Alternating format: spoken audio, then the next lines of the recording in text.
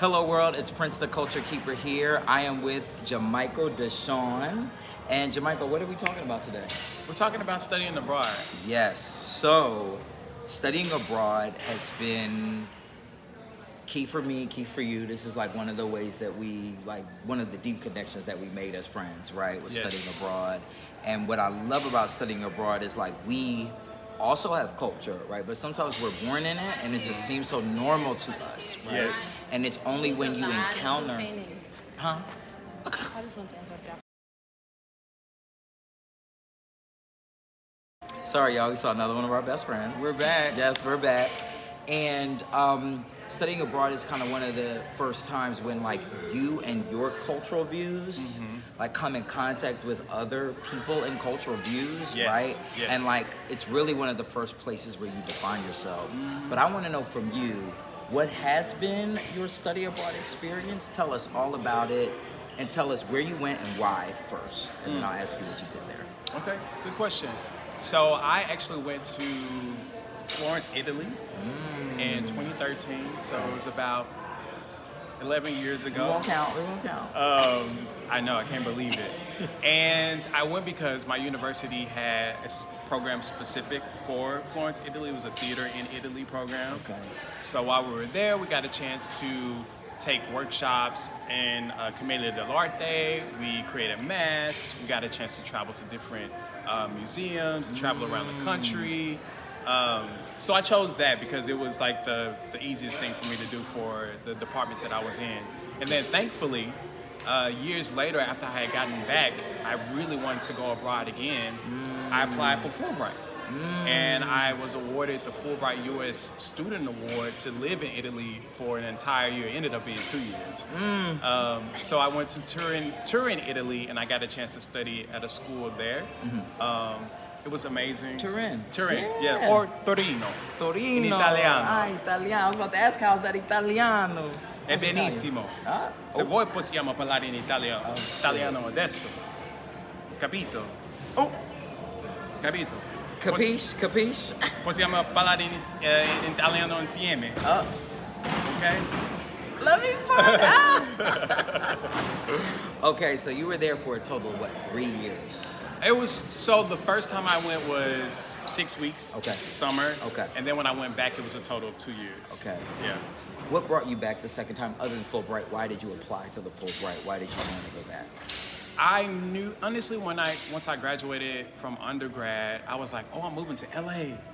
And I was gonna go and pursue my acting dream. And then I realized that I kind of didn't know what I wanted to do exactly. And I went to the Fulbright informational meeting at my university, and I was like, oh my gosh, I could go abroad again and be paid to go. And I was like, I feel like that experience could add more value to my life at that age than going straight to Hollywood.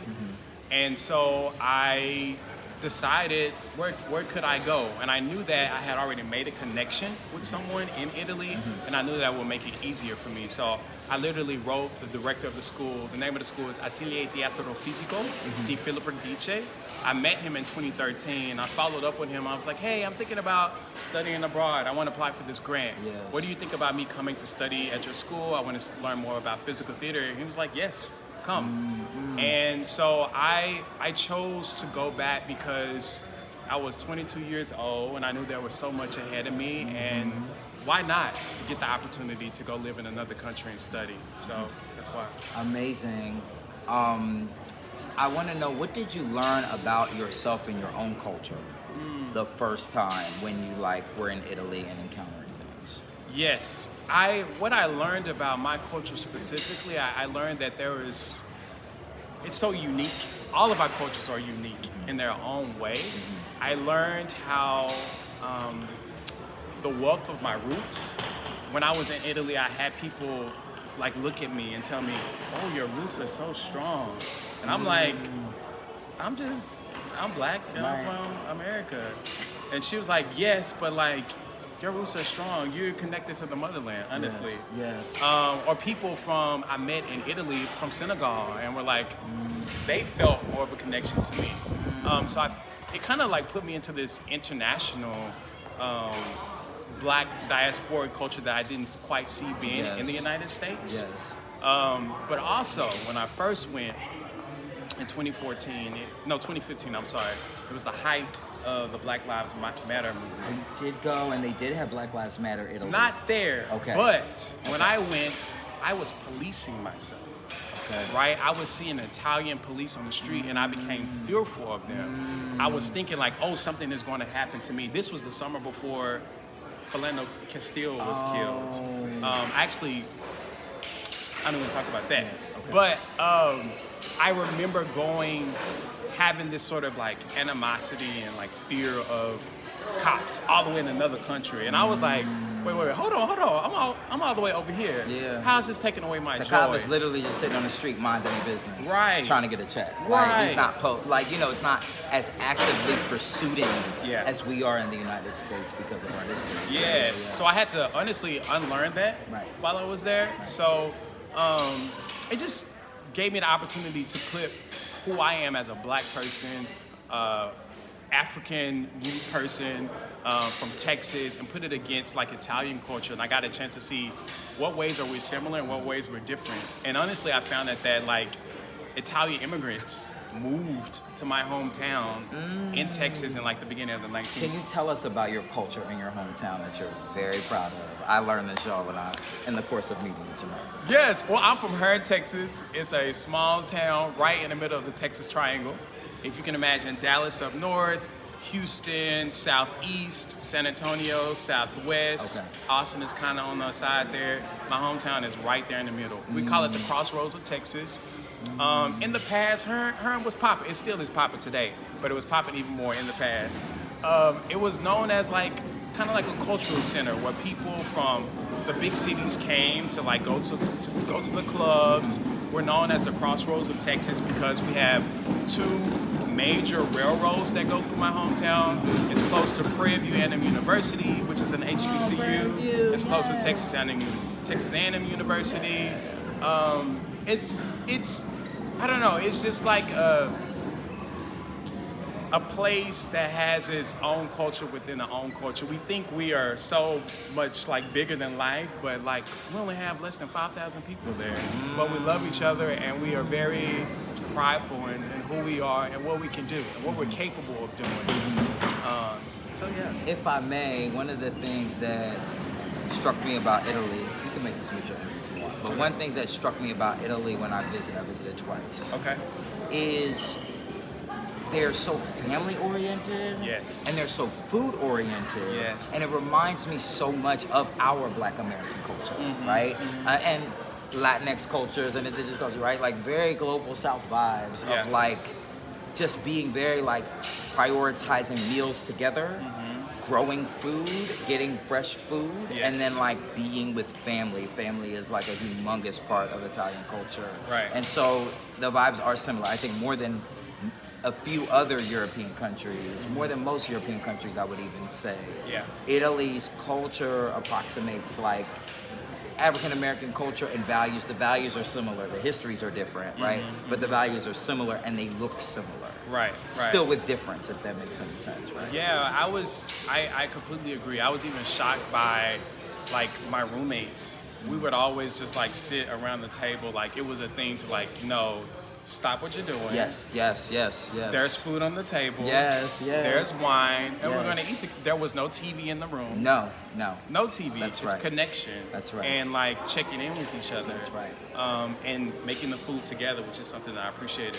I have a question for you though. Yes. So where did you go when you first lived abroad, and how was that for you? Yeah, so I studied abroad in Paris, France.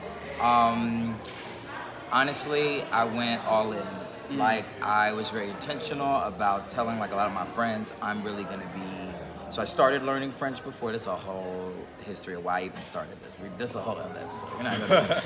But I was very intentional about saying, you know, I want to be fluent in French as quickly as possible.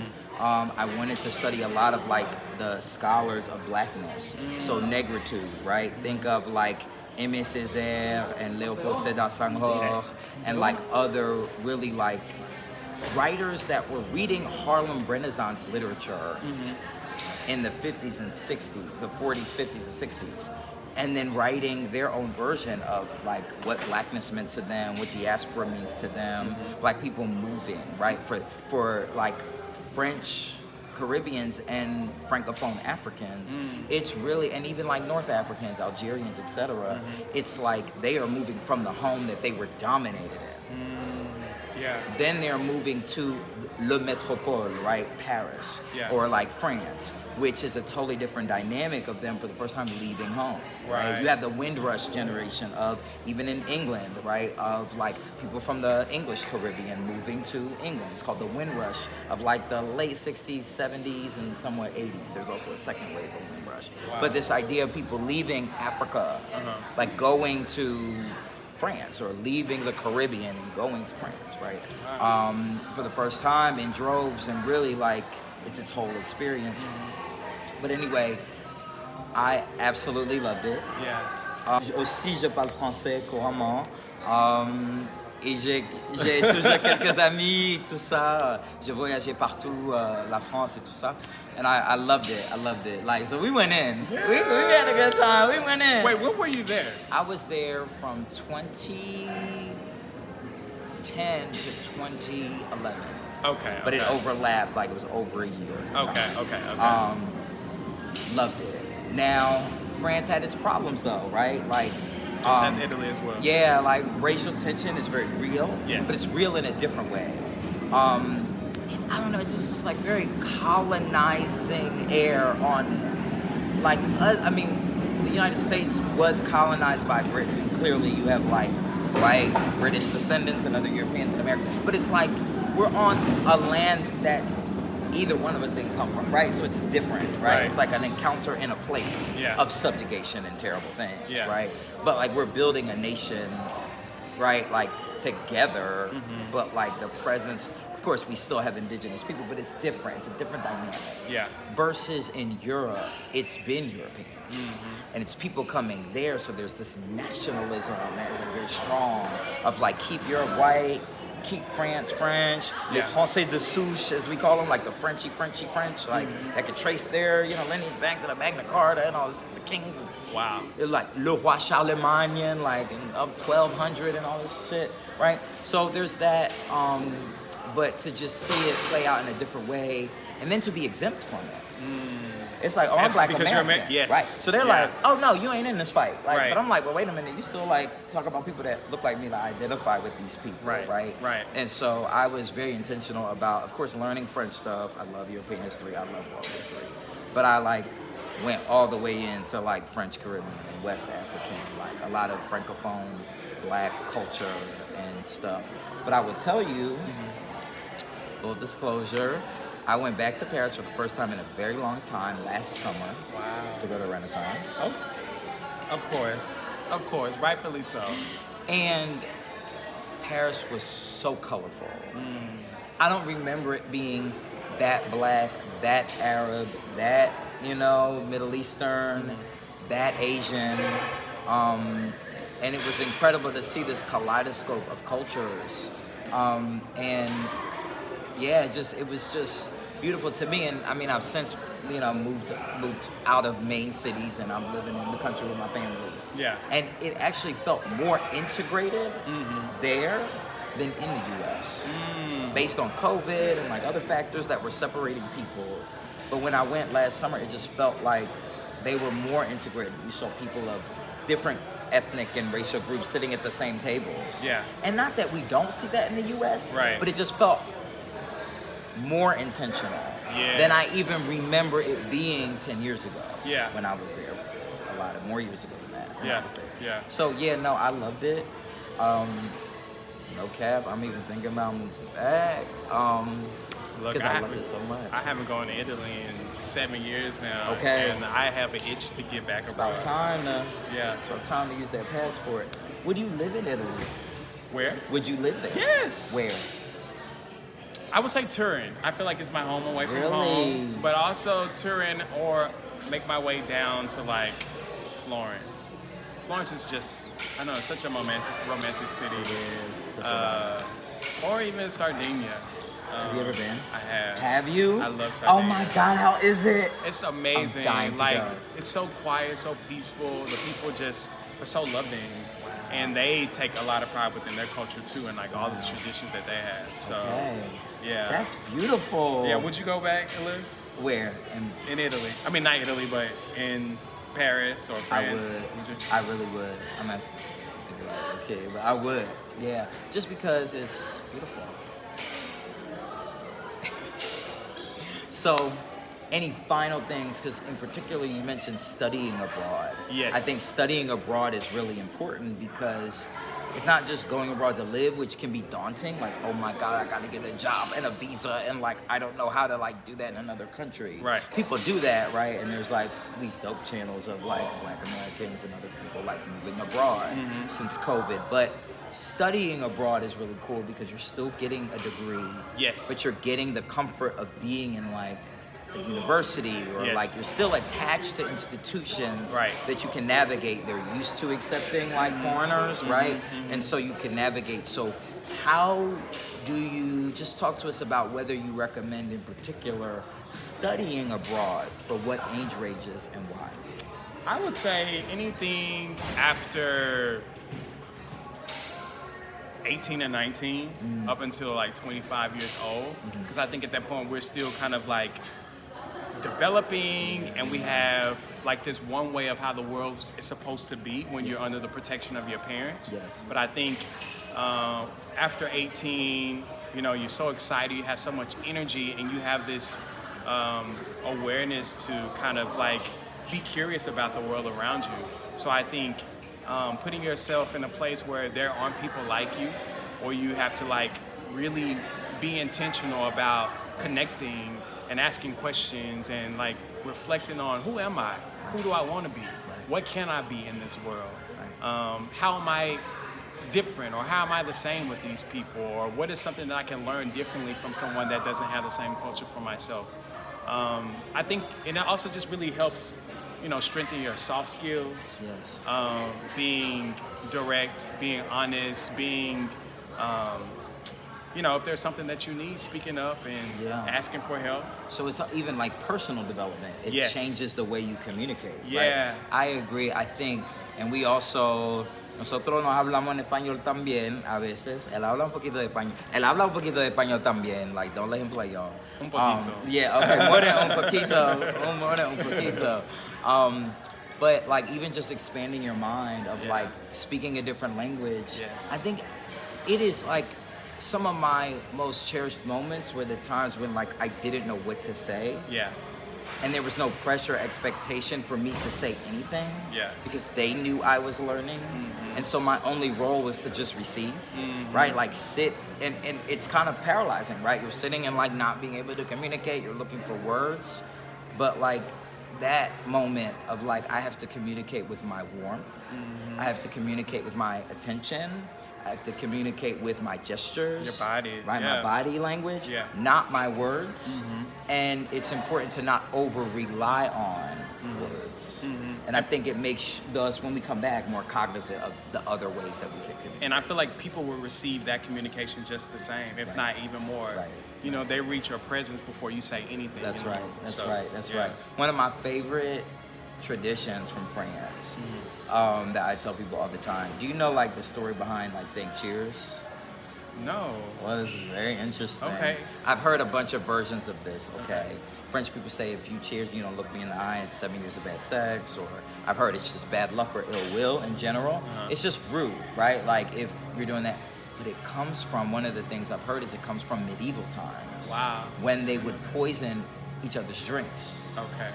So as a gesture of like, I'm not poisoning your drink, put your hand up, they would say, cheers, but it would be hard so that some of the liquid would flow into each other's cup. Wow. So then, and then it would be this thing of like, are you drinking? Are you not drinking? Yeah, fuck you tried to just poison me, right? So like, but still, of course, people aren't poisoning each other's drinks anymore, I hope, right? But, right, I hope, okay, illegal.